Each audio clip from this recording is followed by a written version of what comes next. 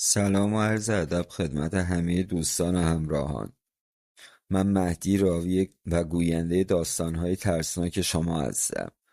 اگر شما هم داستان و یا خاطره ترسناکی دارین که میخواین با دوستانمون به اشتراک بگذارین، میتونین با استفاده از کانال تلگرامی شهرآشوب خمار این کار انجام بدین.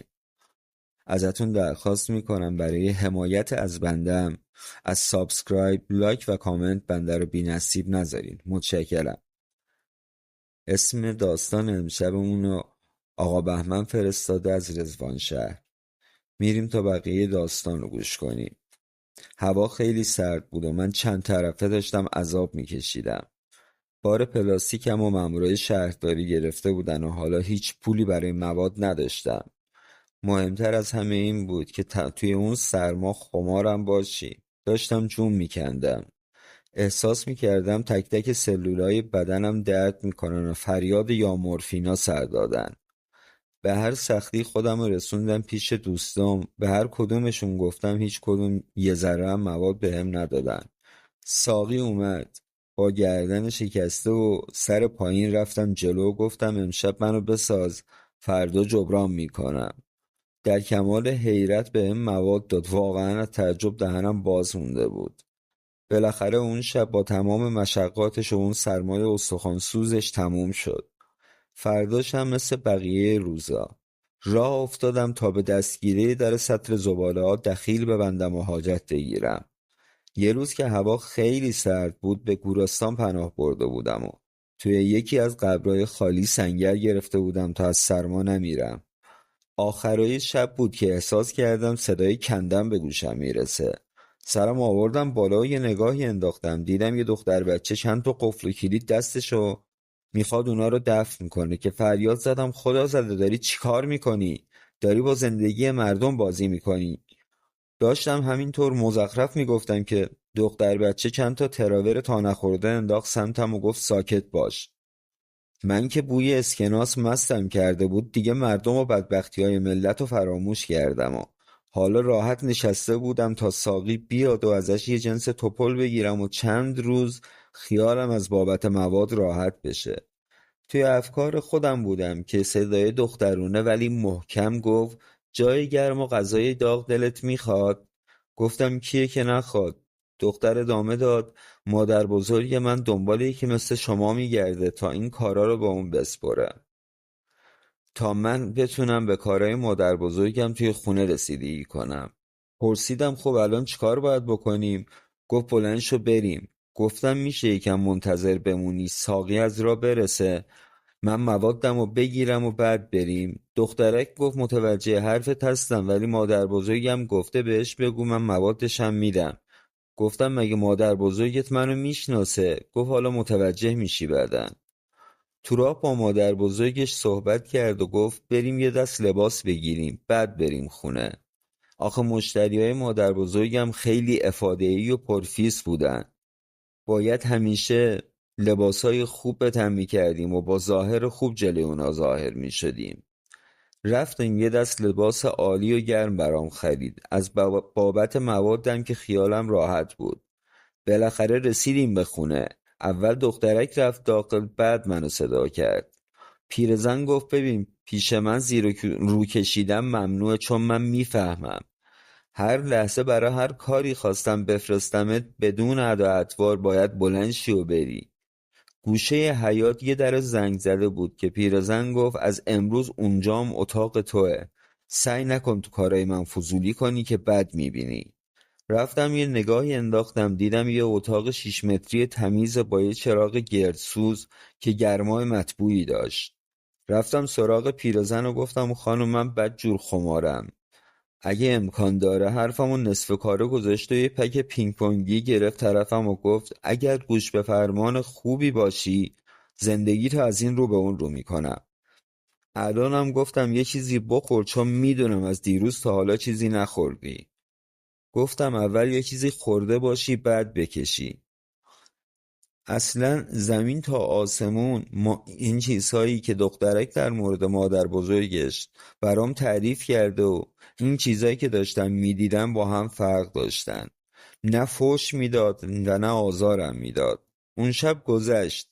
یه شب عالی و شاهانه برام بود. فرداش چند تا مشتری اومده بودن و یه ساعتی میشد که اونجا بودم. یهو صدام کردن و گفتن آقا بهمن سرتو بیا اینجا باد کار داریم. وقتی رسیدم دیدم یه خانمی نشسته و روش یه چیزی مثل چادر انداختن. پیرزن به من گفت بشین سرتو ببر زیر چادر و پیشونیتو بچسبون به پیشونی خانوم. انجام دادم و یک سری ورد خوند. اون که داشت وردها رو میخوند یکهو زمین و زمان جلوی چشام سیاه شدن و من از هوش رفتم. وقتی به هوش اومدم مشتری رفته بود. پیرزن نگاهم کرد. ازش پرسیدم چی شده؟ چه اتفاقی افتاد؟ پیرزن با بی‌حوصلگی گفت قرار نداشتیم سوال بپرسی. من کلافه بودم گفتم آخه خانم جان من حالم بد شده، میپرسم ببینم چه بلایی سرم اومده. جواب منو نداد. اون شب کلی خوابای عجیب و غریب دیدم که جاش نیست اینجا براتون تعریف کنم. چند روز به روال بودیم. من میبردم طلسمات و گورستان دفن میکردم و یا خورده کارای خانم انجام میدادم. یک روز دوباره مشتریش اومد و چندین ساعت توی اتاق بودن که دوباره منو صدا کرد. عین دفعه قبل یه چیزی انداخته بود رو سرش. به من گفت سرتو بذار اون زیر و پیشونیتو به پیشونی خانم بچسبون. دوباره حالم بد شد و از هوش رفتم. انگار این یه ترفند بود. جادوگر نمیخواست کسی سرش کارش در بیاره. آدمای مختلف با طیفای متفاوتی میومدن و میرفتن و کاراشون گردن من بود. من باید میرفتم گورستان و من باید میرفتم اینا رو دفن میکردم و قفل کلید تازه میخریدم. چند روز بود حالم خوب نبود. مدام افتاده بودم به حالت تهوع. نمیدونستم چم شده. پیرزن یه دمنوشی درست کرد و به من داد. باورتون نمیشه هنوز لبم به لبه لیوان نرسیده بود حالم خوب شد. ولی این خوبی ها زیاد دوام نداشت و من باید یه فکری برای خودم میکردم. همین که تو ذهنم به رفتن از اینجا فکر میکردم اخلاق پیرزن عوض میشد و جدای مواد یکم پول بهم میداد. حالا فهمیده بودم چرا دنبال کسی میگشته.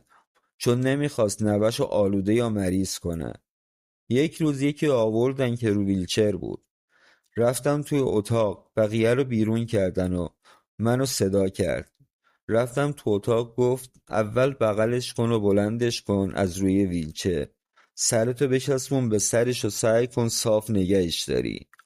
کارش که تموم شد اونو نشوندم روی ویلچر. ولی تا اومدم حرف بزنم یهو پاهام ضعف رفت و نتونستم روی پام بایستم و افتادم. به زور خودم رو رسوندم به اتاقم. پیرزن اومد اونجا گفت نگران نباش خوب میشی. ولی پاهام یه جوری شده بود. یک ماهی خبری از قفل و کلید نبود. از پیرزن پرسیدم چی شده؟ که گفت الان زمان مناسبی برای انجام طلسم نیست و از طرفی تو هم حالت مناسب نیست و باید قدرت و توان برگشتن سر کار رو داشته باشی. توی یکی از روزا رفته بودم دفن طلسم. توی تاریکی احساس کردم یه نوری داره میدرخشه. آروم رفتم سمتش تا ببینم اون نور از کجاست. دیدم یه موجود قد بلند هیکلی اونجا وایستاده که ازش نور ساطع میشه. بوی عطرش هم کل اون منطقه رو پر کرده بود. نمیدونم مست شده بودم و زل زده بودم به اون. تکون نمیتونستم بخورم. من به اندازه کمرشم نبودم اینقدر بلند بود. دستشو دراز کرد و قفلا رو از من گرفت. منم انگار که مسخ شده باشم هیچی نگفتم. از من گرفت و گفت نباید این کار انجام بدی. این کار گناه خیلی بزرگیه. دست بردن تو کار خدا جرم بزرگیه. یه شب دیگه که اون موجود رو توی گورستان دیدم رو به من کرد و گفت تو نباید پیش این جادوگر زندگی کنی. خیلی زود از راه رفته استغفار کن و به مسیر خدا برگرد. گفتم تو کی هستی که این حرفا رو میزنی؟ جواب درستی نداد. گفتم من نه جا برا موندن دارم. وضعیتم هم که داری میبینی. یکهو دست منو گرفت. منو برد به دنیای خودشون. یه کوهی از قفل و کلید اونجا بود. گفت اینا رو میبینی؟ اینا رو همشون تو امثال تو آوردن تو گورستان دفن کردن و ما محافظین گورستان سعی میکنیم اینا رو از اونجا جمع بکنیم و پاکسازی بکنیم. 2 نفر رو احضار کرد، یکی از قبیله مسلمان، یکی هم از قبیله کفار. گفت به ظاهرهاشون نگاه کن تا متوجه بشی چقدر تفاوت هست بین ما. جن کافر انگار که خلقتش نصف نیمه مونده بود، هیچ چیز توی بدن صورت و بدنش متقارن نبود، ولی در عوض موکلین مسلمون پاک و خوشبو و خوش هیکل بودن.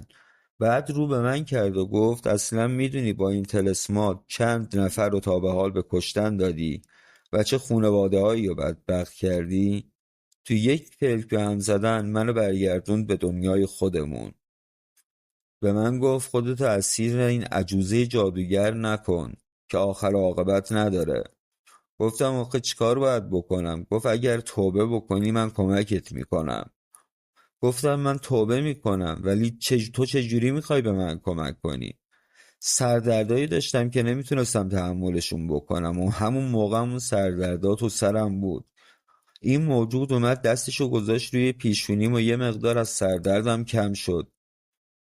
دیدم اون جن زیبا وقتی که بهش فکر میکنم میبینم داره راست میگه و من دارم فقط و فقط گناه روی گناه میذارم. به من گفت برو دکتر.